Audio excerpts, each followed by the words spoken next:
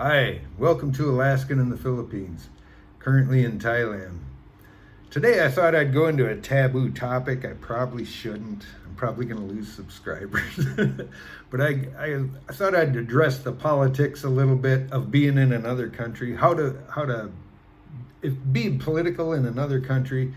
First off, I'm not recommending anybody do anything, and never get political in another country's politics that you're in. That's the line I draw. Whatever goes on with these people politics, that's their business. I'm not going to be protesting or opening my mouth or even posting online one way or another. I won't do that about the country that I'm living in, just as out of respect. That's their country, their decisions, everything they make. But as far as my country, when I have to live here, and we're all living as expats, and many of us are from different countries.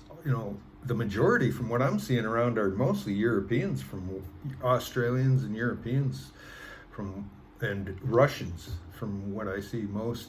And to get politics going, mixing with that can be scary business. And you get people that are pretty passionate about their countries and their country's politics, and a lot of them are frustrated with their own countries and how it's going for themselves and their families back in their countries. And any political talk will really bring out some fire out of some people's spirit, including my own. I get carried away. I had a friend of mine, I sat and met up with a guy in the mall here. I see him every morning on the beach, and he's Australian. We talk all the time, but I drank a big cup of coffee, iced coffee. I never drink coffee, and I got just chattery as hell, and I went off on politics about it.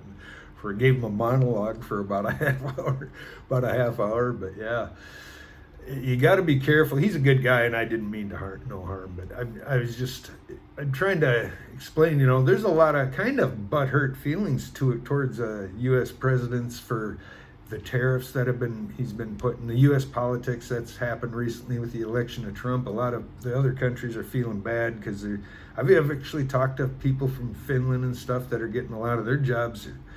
All these jobs that were in, the tariffs are going to bring the jobs back to the U.S. Keep in mind, a lot of these tariffs are just matched reciprocal tariffs or whatever. Like the EU has high tariffs on us. Mexico has high tariffs on the U.S. Canada had high tariffs on the U.S. And absolutely you couldn't export things into their country. They just wouldn't do it, or put very high tariffs. And Trump is just going reciprocal. So whatever tariffs they had on us, we're going to put on them. Except steel and aluminum, we need that for war, for our own safety. So he's bringing that industry back. But actually, all these industries were in fact U.S. industries. Most of them, like Apple, they all make it big in the U.S. The U.S. consumer made them rich, big company, and then they moved to another country for lower tax rate because our stupid presidents raised our tax rate and drove the industry to China. It's exactly what they did. And now Trump's lowered our tax rate and put tariffs on anyone that imports. So now the same industries that made it big, that were American companies like Ford Motors and GM and all them, and Apple and Google, they're all coming back to the U.S. And that's just the way it should have been. They kind of screwed us by getting rich and then moving over there. So now everything's coming back to the U.S. where it should have been in the first place, because that was our U.S. companies.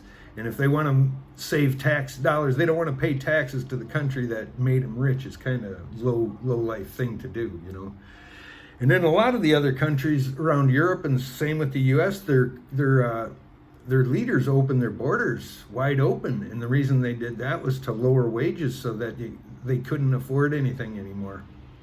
And they've actually been replaced by migrants for their work, and it drove wages way down. And the big corporations did that on purpose. They want them low wages. That's why they're doing it.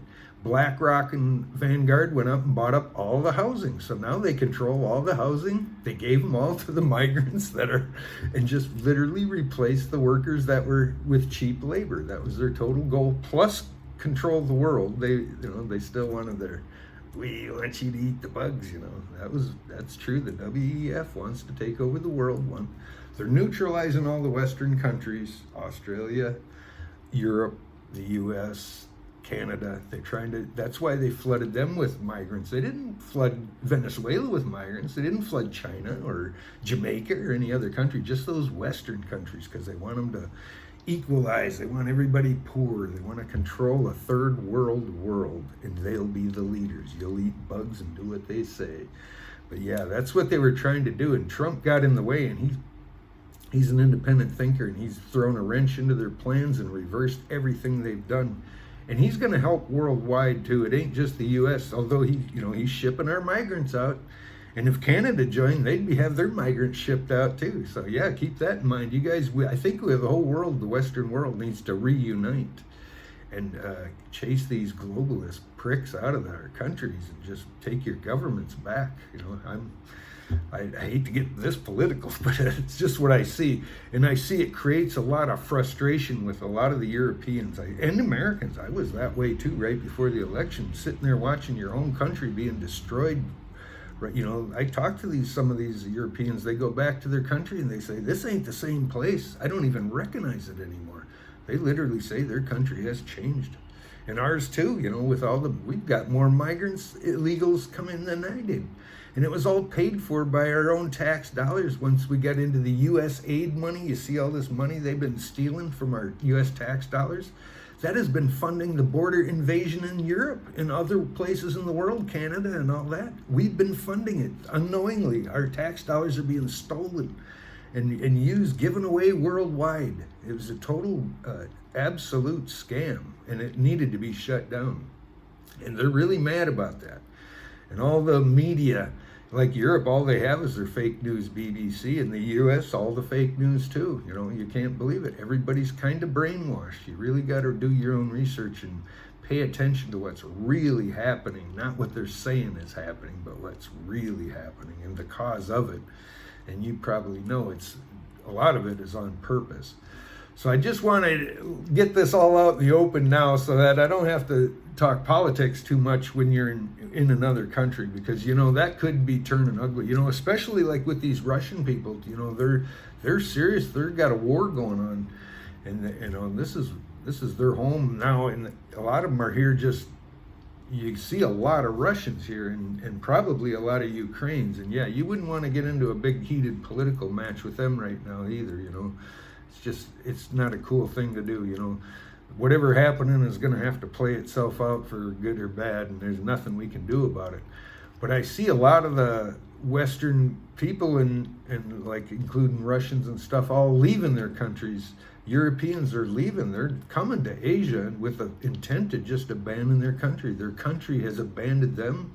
They can't afford to live there on their own pension anymore. What they worked for and made a good wage and thought they were paying in a lot of money when it comes time to retire, and now the inflation is so bad and they're not keeping up with it, just like me. You have to move to a cheaper country just to make it, and even then it's tough.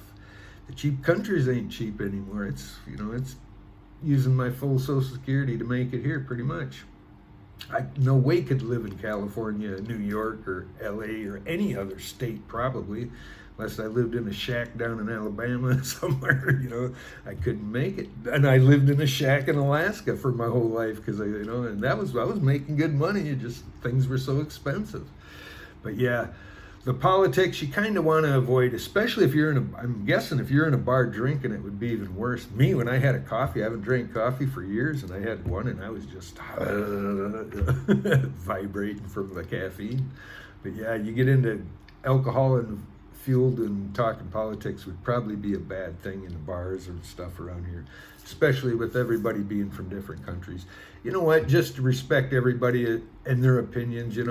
I was actually when I went on a border run, I was with two Americans, and the two Americans, one was from Seattle, Washington, and the girl was from California. Both of them camel of voters. They were whining about President Trump. I just kept I think I said something, but it was just quick and I shut up. But yeah, so you see, you never know. They just thought, they were so brainwashed. They thought that what Biden and Harris were doing was a good thing for our country. We needed 4 more years of that. Our country wouldn't have took 4 more years. Our border would have been totally overrun. Well, it was anyway.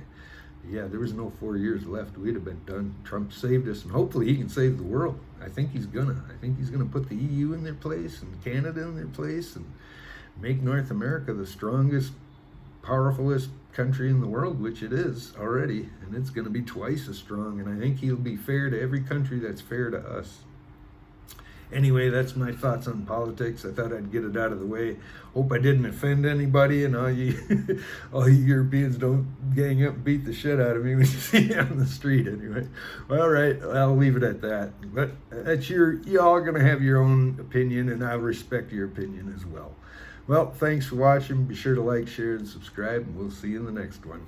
Bye.